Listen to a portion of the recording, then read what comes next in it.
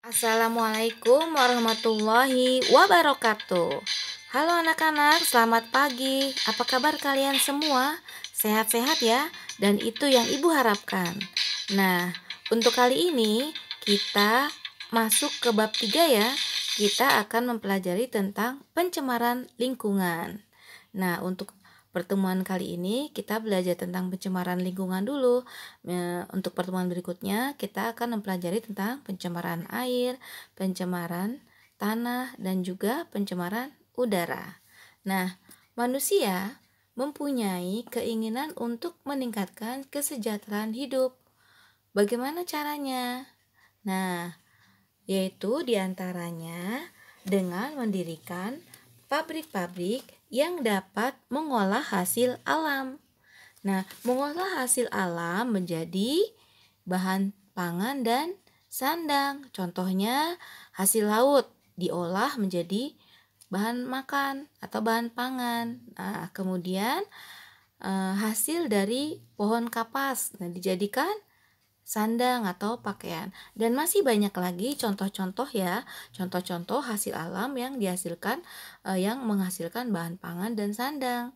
Nah, kemudian dari hal ini semua menimbulkan pesatnya kemajuan teknologi dan industrialisasi akan berpengaruh terhadap kualitas lingkungan. Nah, munculnya pabrik-pabrik yang menghasilkan asap dan limbah buangannya dapat mengakibatkan pencemaran lingkungan di sekitarnya. Nah, kemudian terjadinya perubahan lingkungan akan memengaruhi keberadaan atau kelangsungan makhluk hidup yang ada di dalamnya. Makhluk hidup pada suatu lingkungan selalu tergantung antara satu dengan yang lain. Jadi, oleh karena itu, apabila ada salah satu komponen yang berubah, maka akan menyebabkan perubahan pada makhluk hidup yang lain tidak mampu beradaptasi dengan perubahan yang terjadi. Nah, perhatikan gambar berikut. Kalian perhatikan ya. Nah, gambar 1 ini adalah dedaunan yang jatuh ke sungai. Nah, gambar 2 adalah orang yang sedang membuang sampah ke sungai. Nah, dari gambar ini, contoh gambar ini kalian bisa memaknai ya. Nah, kalau gambar 1 bagaimana? Yaitu beberapa daun jatuh dari pohon ke sungai. Nah, daun-daun tersebut akan terbawa air sungai dan tidak menyebabkan bau dan air tetap jernih.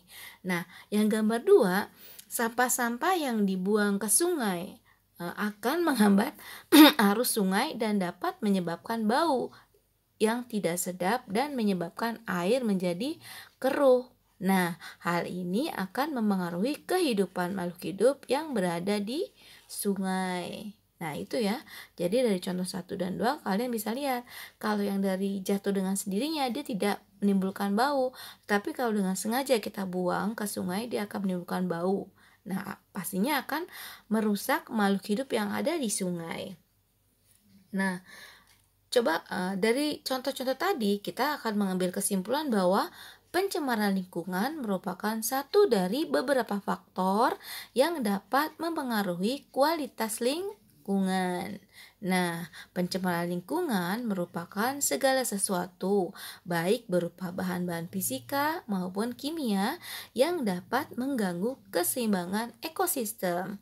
Nah, contohnya ini adalah gambar asap-asap pabrik ya, yang dihasilkan limbah-limbah yang dihasilkan oleh pabrik, asap dan limbah buangannya. Nah, ini akan mengganggu lingkungan sekitar ya tentunya. Nah, jadi ada aturan dari undang-undang pemerintah tentang pencemaran, di mana di sini dituliskan bahwa pencemaran lingkungan adalah masuknya atau dimasukkannya makhluk hidup, zat, energi dan atau komponen lain ke dalam lingkungan hidup oleh kegiatan manusia sehingga kualitasnya turun sampai ke tingkat tertentu yang menyebabkan lingkungan hidup tidak dapat berfungsi sesuai dengan peruntukannya. Nah, ini adalah undang-undang bagaimana tentang pencemaran lingkungan. Nah, dari pencemaran tadi, jadi kita bisa menyimpulkan bahwa pencemaran lingkungan terjadi akibat dari kumpulan kegiatan manusia atau populasi dan bukan dari kegiatan perorangan atau individu. Nah, selain itu, pencemaran dapat diakibatkan oleh faktor alam. Contohnya nih, gunung meletus yang menimbulkan abu vulkanik. Contohnya meletusnya Gunung Merapi ya. Nah, ini adalah contoh pencemaran yang oleh faktor alam, karena kalau ini tidak bisa dicegah, ini timbul dari alam. Nah, zat yang dapat mencemari lingkungan dan dapat mengganggu kelangsungan hidup makhluk hidup disebut dengan polutan. Nah, polusi dan polutan ini dapat berupa zat kimia, debu, suara, radiasi atau panas yang kesemuanya ini masuk ke dalam lingkungan. Nah, seperti itu ya. Lalu, kapan suatu zat dapat dikatakan sebagai polutan? Yaitu 1. Apabila kadarnya melebihi batas kadar normal atau di ambang batas. Kedua, berada pada waktu yang tidak tepat. Yang ketiga, berada pada tempat yang tidak semestinya. Nah, jadi dikatakan sebagai polutan itu jika kadarnya melebihi. Jadi ada batasnya ya. Misalnya sungai. Sungai itu misalnya zat kimia air raksa itu tidak boleh melebihi batas ambang. Misalnya batas ambang air raksa itu di sungai, ketika ke sungai dia hanya sampai berapa mili, berapa ukurannya dia sudah ditentukan. Nah, jika melebihi ukuran yang ditentukan, nah itu malah melebihi, namanya polutan. Seperti itu ya. Nah, manusia tidak dapat mencegah pencemaran lingkungan yang diakibatkan oleh faktor alam, tetapi manusia hanya dapat mengendalikan pencemaran yang diakibatkan oleh faktor kegiatannya sendiri. Nah, tadi Ibu sudah bilang bahwa gunung Merapi meletus atau gunung lain yang meletus atau gempa bumi itu tidak bisa dikendalikan. Tetapi kalau manusia yang bisa mengendalikannya adalah kegiatan kita sendiri. Seperti apa contohnya? Nah, seperti limbah rumah tangga. Nah, kalau limbah rumah tangga kita bisa ya mengendalikannya. Misalkan tidak buang sampah sembarangan atau dipilah mana yang harus dibuang dan yang harus dapat dipakai lagi, atau tidak sembarangan buang ke sungai. Nah, kemudian adalah limbah industri. Nah, limbah industri juga sama ya. Ini bisa diatur sama kegiatan kita sendiri. Kemudian zat-zat kimia berbahaya. Ini juga sama. Berapa jauh zat kimia kita harus buang, ada batas ambangnya. Nah, seperti itu.